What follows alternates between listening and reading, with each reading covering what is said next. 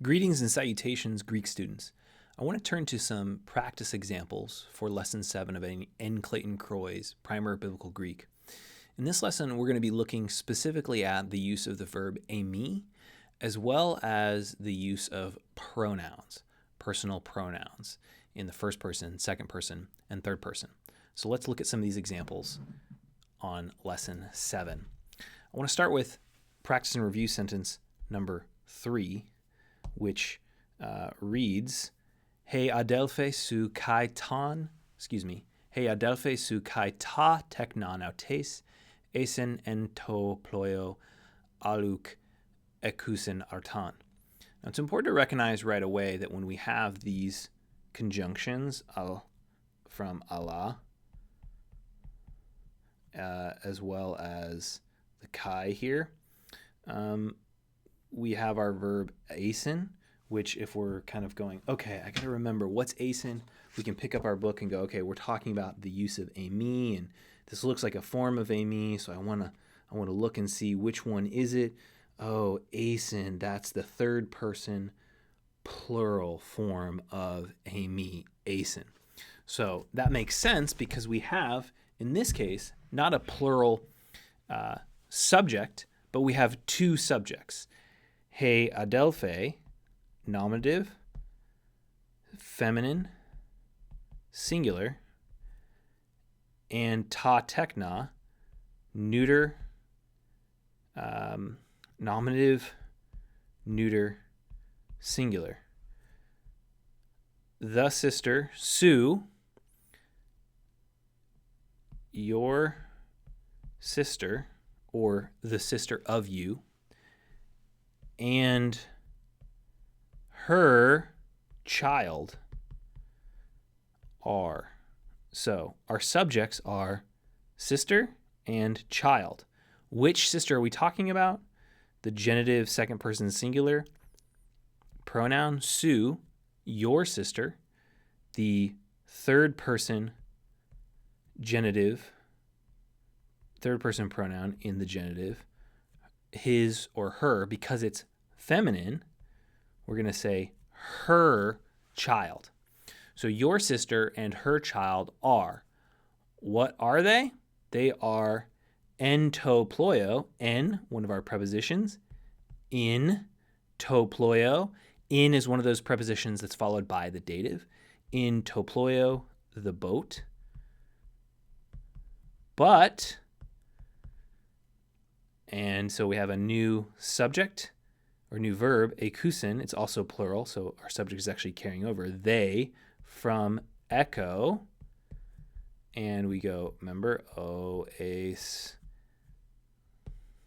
Better make a better ace there.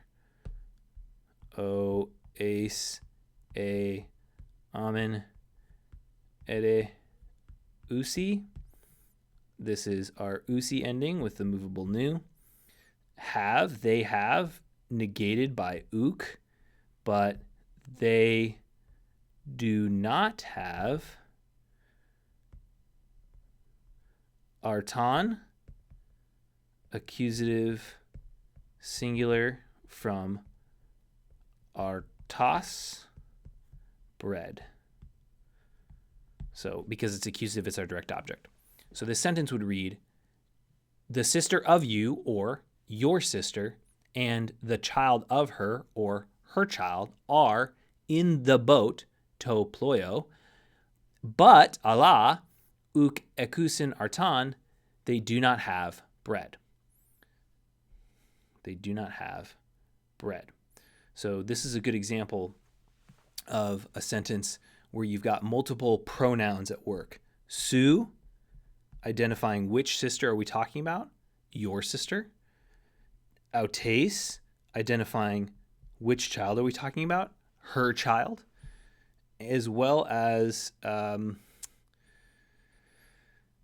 use of eîmι with our third person plural,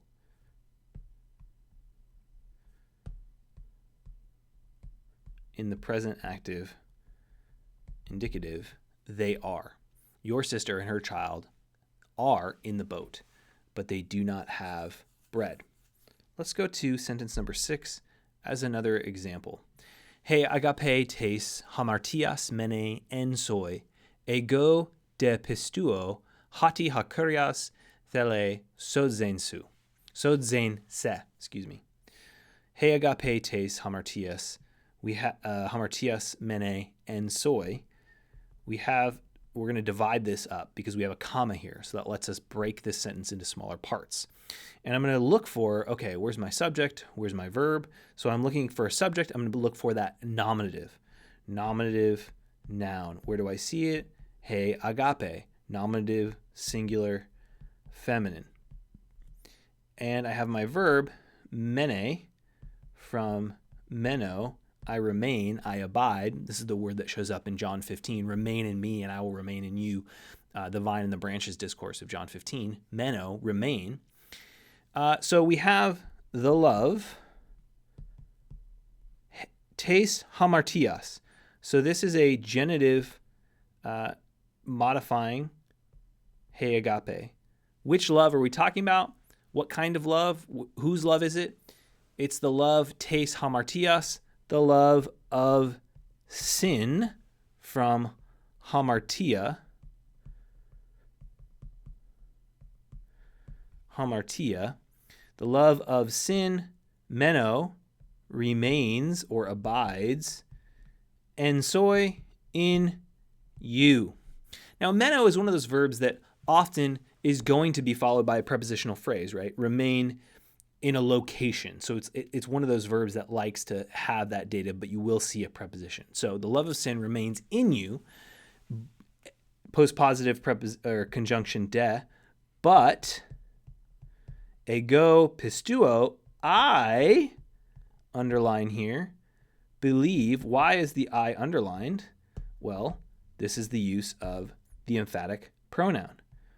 It's emphatic because you could just write pistuo and leave the ego out altogether. But by adding ego pistuo, I'm saying I, right? The love of sin remains in you, but I believe. What do I believe? Hati. And again, hati can mean that or because. And we're going to translate it because if we need a reason for something.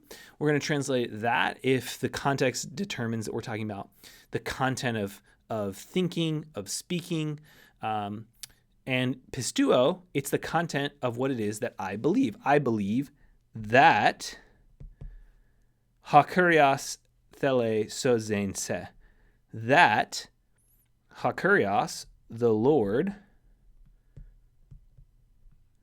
thele, from our verb thelo, third person singular, right? O, ace, a, amen, edi, usi.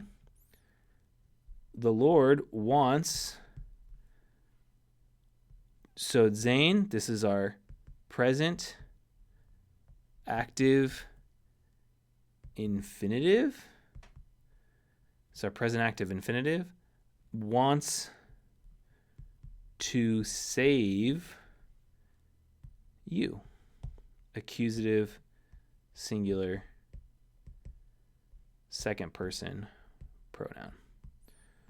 So, the love of sin remains in you, but I believe that the Lord wants to save you. So this is a good example, again, of the use of prepositions. We have the preposition, or pronoun, the pronoun soi. We have the use of the pronoun ego, which is emphatic. So we have the dative pronoun. We have the emphatic pronoun. We also have the accusative pronoun, the pronoun that's replacing a noun, you. So these are good examples of the use of the pronoun in Lesson 6.